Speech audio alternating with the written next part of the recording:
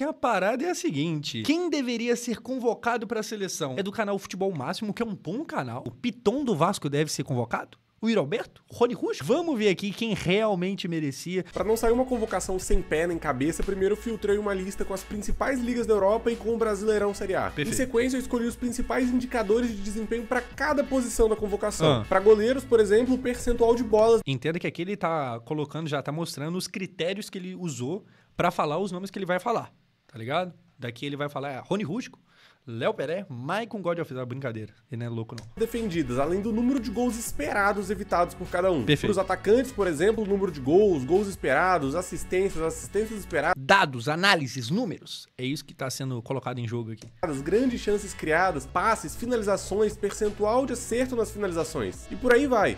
E não tipo aura. Nossa, quem tem mais aura? E aí parece uma crítica ao Hendrick, mas não, tá ligado? Mas tipo assim, a palavra aura virou bagunça hoje em dia. Tá ligado? Não, vamos convocar o fulano porque ele tem aura. É foda. E virou bagunça, né? Pergunta que muita gente tem feito. Como seria a convocação da seleção brasileira se a gente levasse em consideração apenas os números dos principais jogadores do Brasil e da Europa? Ignorando qualquer outro fator como histórico, liderança ou preferência pessoal. Mas claro, eu quis ser coerente, então me baseei na formação e na característica de cada posição da seleção brasileira atual. Cara, a proposta do vídeo é bem legal, tá? Vamos ver pra que lado que vai isso aqui. E depois de filtrar uma lista com mais de 500 nomes, eu cheguei nos 23 convocados. Vixe. Vamos lá. No Futebol gol, máximo. começando com o goleiro Everton, que tem incrível percentual de 80,4% de defesas nas finalizações, além de ter evitado 9,35 gols. O Everton tá convocado, né? E assim, não sei se é o caso mesmo, considerando ali a idade e tal, mas o Everton tá convocado. Enfim, lembrando que aqui a gente tá analisando números e dados. Você tem dado em casa? Desculpa. Os esperados nos últimos 12 meses. Aqui é importante dizer que eu ainda tentei ser coerente, considerando a dificuldade de cada campeonato, mas é claro, como a gente tá analisando só os números, a gente vai ver algumas inconsistências ao longo da convocação. Beleza. Equipes que tendem a ser mais dominantes, por exemplo, que jogam mais com a bola, tendem a ter zagueiros que não vão ter tantas participações defensivas. Se o time é bom, ninguém vai ficar chutando no gol toda hora. Então, assim, é muito mais fácil o Léo Jardim brilhar do que o goleiro do Botafogo. Apesar dele ser bom também. Assim, por exemplo, vão ter zagueiros com menos desarmes, menos cortes, menor número de duelos, o que pode acabar tirando alguns nomes importantes dessa convocação. Além disso, pensando no longo prazo, tirei qualquer limitação. Tá vendo? Se o Léo Pelé fosse bom, ele apareceria aqui, porque a zaga do Vasco toda hora tem que trabalhar. É que nem assim ele aparece bem. De lesões recentes que tenham acontecido, justamente entendendo que esses jogadores em breve vão estar de volta. O mano falou aqui no chat, ele trouxe o nosso ouro olímpico em 2016, se referindo ao Everton, que defendeu um pênalti na final contra a Alemanha. O Everton é muito bom, mano. Não entenda. Tipo assim, quando eu falo que eu acho que ele não merece, tipo, que não faz sentido, eu acho que é melhor falar assim. É mais baseado na idade dele, tipo assim, ele não vai virar titular agora. Não vai virar, tá ligado? Então, o Everton lá, ele tá indo pra não jogar e não se preparar pro futuro, porque no futuro ele vai estar aposentado, não é melhorando. Então, assim, eu convocaria alguém mais jovem. Quem? Aí é uma discussão. Mas, sabe, ele não vai jogar agora e no futuro ele vai estar aposentado. Mas é que eu já me é adianto, bom, o Neymar tá fora dessa convocação, justamente Por quê? Só porque tem 2 anos que ele não joga bola? Isso é um absurdo. Isso é um absurdo. Enfim. por ele estar machucado há muito tempo, a gente não tem uma amostragem suficiente de números dele. E nessa linha a gente fecha... Tá, mas aí você tem que olhar outras estatísticas. Traição de mulher. Tem alguém com overall melhor do que o dele? Tá ligado? O SofaScore dele na balada. Alguém supera o Neymar? Hã? Isso aí tem que falar. Isso aí tem que falar. Eu trago a verdade aqui. Convocação dos goleiros com o John, goleiro do Botafogo, que Da tem um hora. aproveitamento de defesas muito parecido com o do Everton no Palmeiras e evitou 7,07 gols esperados. Em terceiro na lista, o lesionado recentemente Alisson, que conta com Caraca, os números deixaram o Ederson de fora. Sinistro. 75% de aproveitamento nas E o Bento também. defesas e 4,84 gols esperados evitados. Mas assim, olhando aqui, se você for ver, dos 3 goleiros convocados, 2 foram de fato, né? Que o Alisson só não tá porque ele tá machucado e o Everton foi.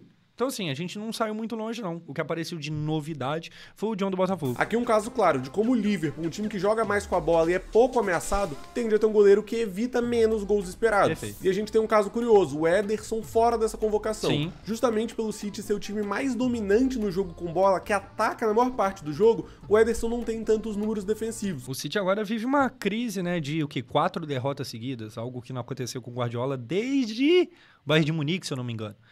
Então, nossa, crise, acabou o City. Meu Deus do céu, virou um time de várzea.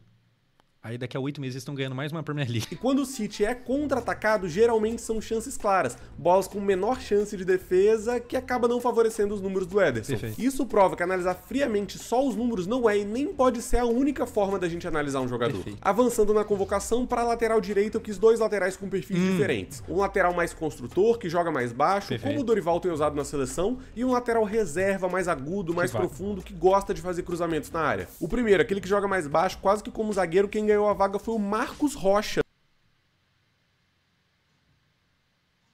2024?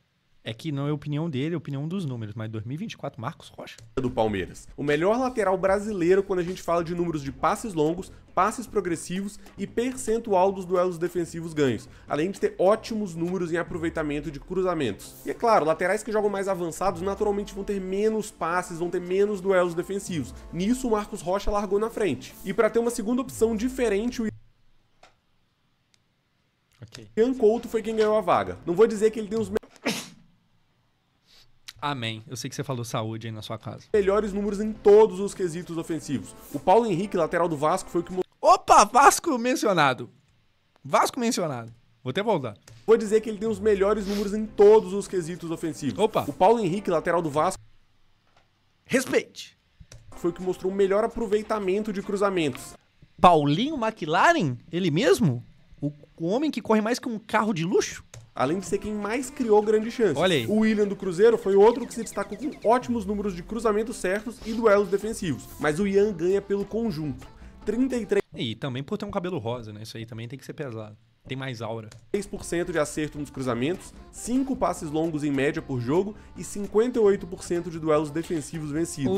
O Janson não tá convocado porque tá machucado, né? Tá tentando voltar aí de lesão e tal, mas se não fosse isso, provavelmente ele estaria na seleção.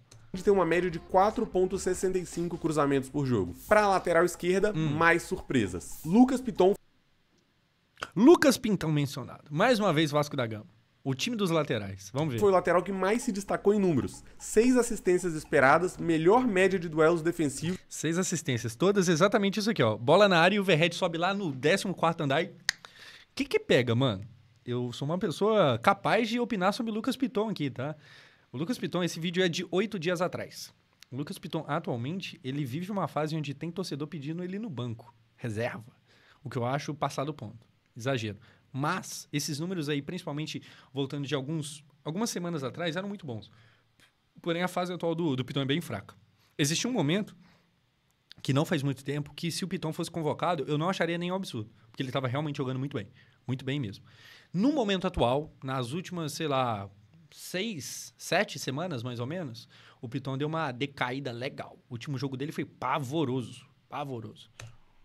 Com 6,71 duelos ganhos por jogo e incríveis 43% de cruzamentos certos. Este é Lucas Pintão. Além de 3,98 passes longos por jogo. Destaque unânime no Campeonato Brasileiro que precisa ser olhado pelo Dorival. E o outro convocado é o... No momento, sabe, tá naquela fase de envelheceu mal, porque o Piton tem jogado meio esquisitinho.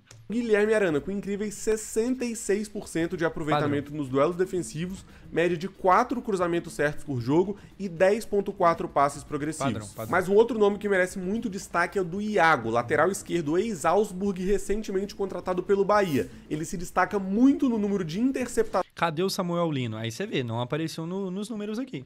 Eu não sei se ele não considerou o Lino como lateral e aí, né? Mas eu imagino que tenha considerado, sim. E não apareceu nos números. Aqui não é exatamente a opinião dele, a opinião do que ele viu em número, tá ligado? E no percentual de cruzamentos certos. O cara simplesmente acerta 1 a cada 2 cruzamentos. Foda. Pra zaga... O Neymar também é assim. Acerta cruzamento é doidado. O que tá tendo de filho é sacanagem. 4 nomes. E aqui eu tentei dividir. 2 jogadores que tivessem um perfil mais defensivo e 2 jogadores que tivessem mais qualidades ofensivas. E aqui a gente vai ver como os números causam algumas distorções. Defensivamente me chamou muita atenção os números defensivos do Bremer da Juventus. Okay. Com 72% de duelos vencidos e 6,82 duelos por jogo. Perfeito. Além de 5,04 interceptações. Juntamente dele o Tuta do Eintracht Frankfurt. Aí já tá inventando pessoa, com todo o respeito do mundo. Acabou de inventar essa pessoa. Que realmente tá jogando muita bola e o Dorival precisa ficar de olho nele. Aí daqui a pouco o cara tá na seleção. Esse aqui, eu confesso que não conheço. Pra dupla ofensiva, a vaga ficou com o Léo Ortiz, que tem média de 10 passes progressivos por jogo e 9,48 passes pro terço final. E pra fazer... Léo Ortiz está na seleção, o Bremer também estaria se não fosse lesão, não tem tanta novidade. Companhia para ele, surpreendentemente, o convocado Léo Pelé, seja bem-vindo. Foi o Danilo. O Danilo que joga. E você vê que o futebol não se faz só com número, tá vendo? Isso aqui é a prova claríssima que número é legal, mas não é tudo nessa vida, não é mesmo? Não é tudo nessa vida, não? É tudo? Não é tudo nessa vida, não. Não é. Joga de zagueiro na Juventus, não é titular, mas tem alternado e tem entrado bastante nas partidas, tem muita moral lá na Itália e que se destaca justamente pelas bolas longas e pelos passes progressivos, tendo números muito parecidos com o do Léo Ortiz. E olha que doido. Caraca. Esse cara fumou, gente, pela 15ª vez, não é opinião dele, ele é número. A gente tá vendo basicamente um vídeo de curiosidade aqui. Basicamente a proposta do vídeo, pra quem não entendeu até agora, é tipo assim, cara, se olhar só pra estatística, o que os números dizem? É basicamente isso. E aqui o Gabriel Magalhães ficou de fora, é isso?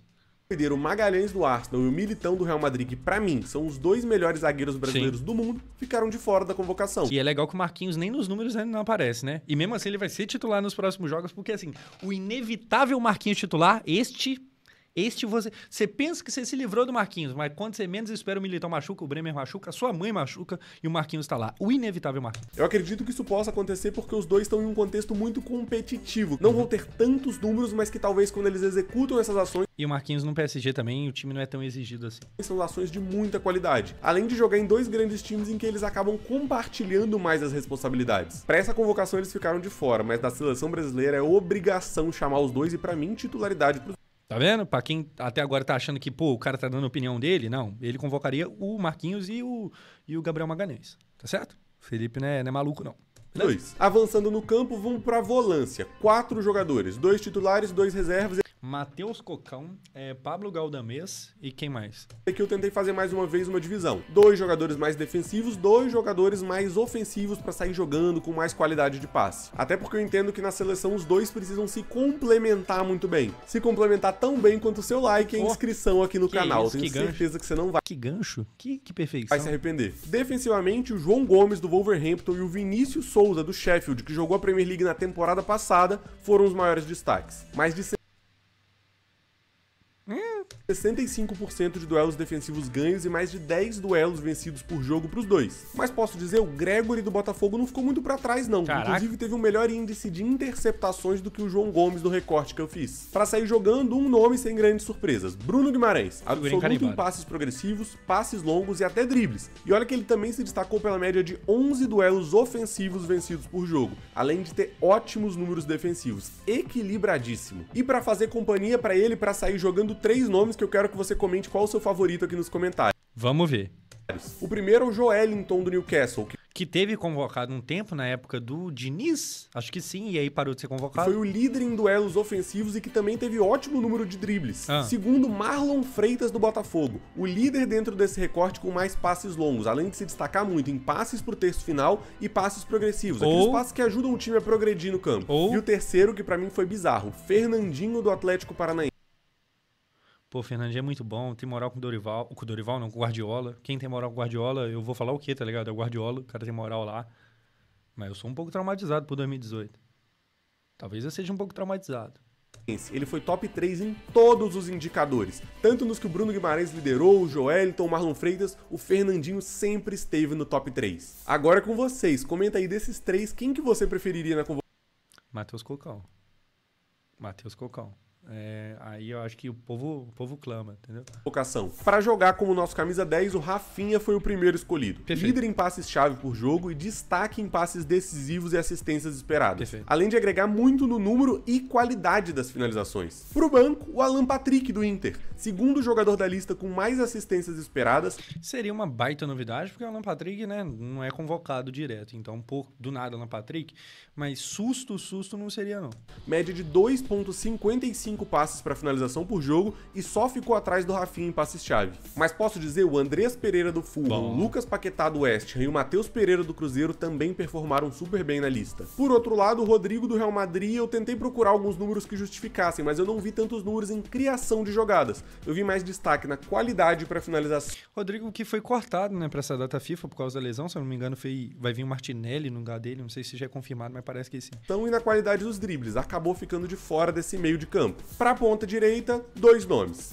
ponta direita, que é uma baita numa briga atualmente. Tem muita gente pra jogar lá, vamos ver. Savinho, pelo destaque com média de 10 dribles por jogo. E o outro, Estevão, Luiz Henrique, quem? 56% de taxa de acerto e ótima média de cruzamentos e de grandes chances criadas. Para fazer companhia para ele, duas opções muito interessantes e diferentes. O primeiro é o Estevão, que mais se destacou por dribles e pela qualidade na finalização das jogadas. E o outro é o Gustavo Scarpa, do Atlético Mineiro. Luiz Henrique, né? Vamos de Luiz Henrique. Que foi o ponta-direita que mais se destacou na criação de jogadas. Além disso, o Ângelo, ex-Santos e agora no Al Nassr, também teve boas médias, assim como o Luiz Henrique do Botafogo. Perfeito. E olha que doideira que prova como... Neymar joga vôlei? Gente, como ele falou, ele analisou dados, números, de uma época que o Neymar literalmente não estava jogando. Não é que ele estava jogando mal, literalmente ele não estava jogando. Então assim, os números do Neymar são 0, 0, 0, 0, 0, tá ligado? Os números do Neymar são traço.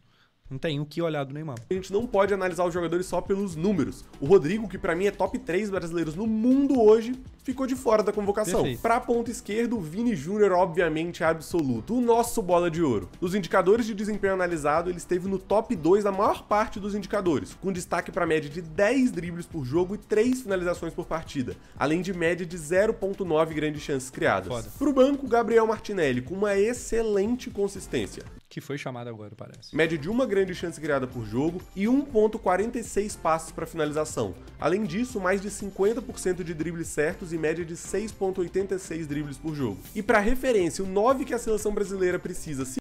E será que os números apontam para Igor Jesus? Hendrick não vai ser porque os números são fracos.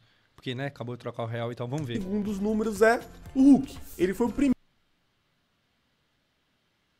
primeiro da lista com 3.3 finalizações por jogo. Cara, já falei sobre o Hulk, vou voltar a falar. Pô, nem no período de auge técnico dele, que é ali a Copa de 2014, sei lá, eu não era muito chegado. Hoje em dia, com 30 e cacetada, eu sei lá. O Hulk puniu o meu time? Puniu legal. Léo Pelé deu mole 2 segundos, o Hulk foi lá e fez gol. Muito bom jogador. Pra seleção, eu não sei. Pra seleção, não sei. Jogo, o líder de duelos ofensivos e com média de 0.64 grandes chances criadas e 1.23 passes para finalização. Tentou contra o Flamengo, não arrumou nada na final da Copa do Brasil, né? Vamos falar a verdade aqui. Ele se destacou muito na conclusão das jogadas e também na criação de grandes chances. Isso Perfeito. Tudo sendo um dos camisas 9 com menos toques dentro da área. E se a gente pega o histórico do Hulk desde 2021, é o jogador no futebol brasileiro que mais marcou gols e top 3 dos jogadores com mais assistências no Brasileirão. Foda. Perdendo só pro Arrascaeta e pro Gustavo Scarpa. Foda. Inclusive tem um outro vídeo aqui no canal, no card aqui em cima, que faz parte dessa série, comentando os pontos fortes do Hulk e por que ele merecia estar na seleção brasileira. Pro segundo nome depende muito da característica que você tá procurando. O Igor Jesus, o Yuri Alberto, o Hendrick e o João Pedro merecem ser destacados. Pô, o João Pedro meteu gol no City nesse final de semana também.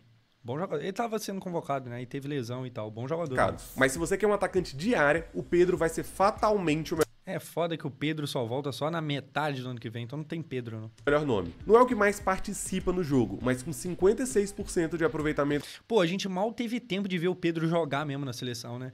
Eu imagino que o Dorival ia dar um espaço legal e tal pra ele. Ele, de fato, ganharia a vaga de titular, igual agora o Igor Jesus ganhou, mas nem teve tempo. Nas finalizações, ele é fatal com poucos toques, marcando um gol a cada aproximadamente 4 finalizações. Agora, se você procura um cara pra jogar mais por fora da área, com mais mobilidade, talvez seja até um segundo atacante, o Matheus Cunha foi quem mais se destacou. Líder de grandes chances criadas e passes para finalização, foi também quem mais driblou e venceu duelos entre os atacantes. Loucura pensar uma seleção convocada assim, hein? Mas te falar, tem ótimos nomes aqui pra gente colocar no radar. Teve alguém que te surpreendeu? Comenta aqui. E aí, chat? Bom vídeo, bom vídeo. Quem? Ah, sim, a maior surpresa pra vocês aqui. O nome que vocês acham mais nada a ver de todos que apareceram. Quem que vocês diriam que é?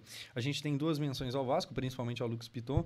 O Hulk... é a maior novidade para vocês? Não, pô, não pode ser, não é possível. O Danilo aparecer como um dos melhores números em zagueiro. Tuta, forte também. Cadê o Rony? Aí não tem como. Mas você vê um negócio, o Yuri Alberto, brincadeiras à parte, os números já mostram um baita Yuri Alberto, tá ligado? Mesmo num Corinthians que o ano não é tão bom. O Yuri, igual eu falei, pô, ele tem a parada ali da piada e tal. O Marcos Rocha também, pô, Marcos Rocha também surpreende legal. Mas... se você para pra ver, o Yuri tem baita números. Falei certo? Provavelmente não. Mas tem bons números. O Yuri vai bem no ano, apesar dos pesares. É tipo isso aí. É um bagulho realmente bem curioso. O Piton tá numa época muito ruim pra falar em Piton na seleção. Acho que desde que ele chegou no Vasco, nunca existiu uma época pior tá ligado? Nunca existe uma época pior. Vinícius Souza, namorado da Anitta. O quê? Pra ser convocado? O que é isso aí? Aí eu não sei.